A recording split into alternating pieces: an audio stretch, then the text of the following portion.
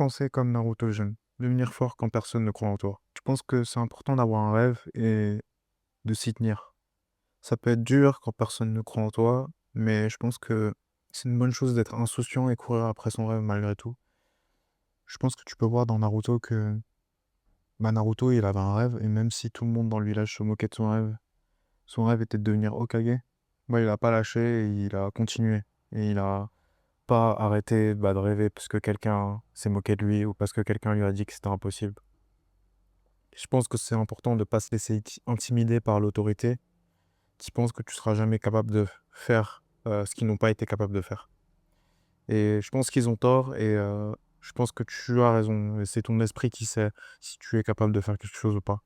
C'est-à-dire que si tu penses que tu es capable de faire quelque chose, si tu investis le temps et si tu crois en toi et si tu es organisé, tu peux en fait te rapprocher de cet objectif.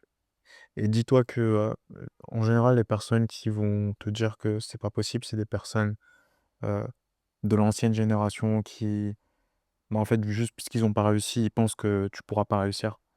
Et dis-toi que tu fais partie de la nouvelle génération et que c'est à toi de faire le taf et de juste prendre le flambeau et continuer à être plus fort. Et je pense que être extrêmement ambitieux dans tes objectifs, c'est aussi quelque chose qui va te donner du drive. Et toujours essaye d'être le premier dans tout ce que tu fais et de gagner. Si tu fais quelque chose, essaye de bien le faire. Avance en te disant que c'est toi le personnage principal. C'est-à-dire que c'est pas les autres. Tu dois te sentir comme le personnage principal de ta vie et tu dois te comporter comme un personnage principal. Et dis-toi que c'est toi, Naruto, c'est pas quelqu'un d'autre dans ta vie. Et je pense qu'il faut pas avoir peur de prendre des risques et de faire le choix à chaque fois le plus brave. Le choix qui demande le plus de bravoure, je pense que c'est le bon choix. Je peux te donner un exemple. Moi, j'avais le choix entre rester en France ou partir à l'étranger.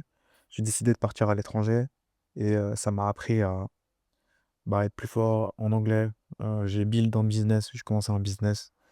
C'est risqué de commencer un business alors que tu es à l'étranger, mais high risk, high reward. Ça veut dire que je prends des risques. Il y a de grandes chances, d'avoir de gros gains. Et ouais, c'est ce qu'a fait Naruto et il a pris les risques tout au long de l'animé. Il s'est entraîné avec Jiraiya, il n'était pas obligé. Il aurait très bien pu rester au village et ne pas apprendre le Rasengan. Mais Naruto, il a pris ces risques-là. Il est sorti de sa zone de confort et ça l'a rendu plus fort. Et il a fait ça tout au long de l'animé.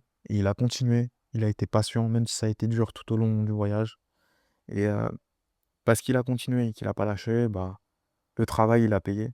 Et tu peux le voir, Naruto, à la fin, il avait son rêve. Et à la fin de l'animé, il finit par devenir Hokage quand t'as fini Shippuden, t'es dans Boruto. Et Naruto, en fait, il est Hokage et il a atteint son objectif. Voilà. Je pense que si tu lâches pas, si tu as des rêves et que tu es patient, juste, tu vas atteindre cet gros objectif. C'est tout ce que j'avais à dire pour aujourd'hui. À une prochaine fois. Bye.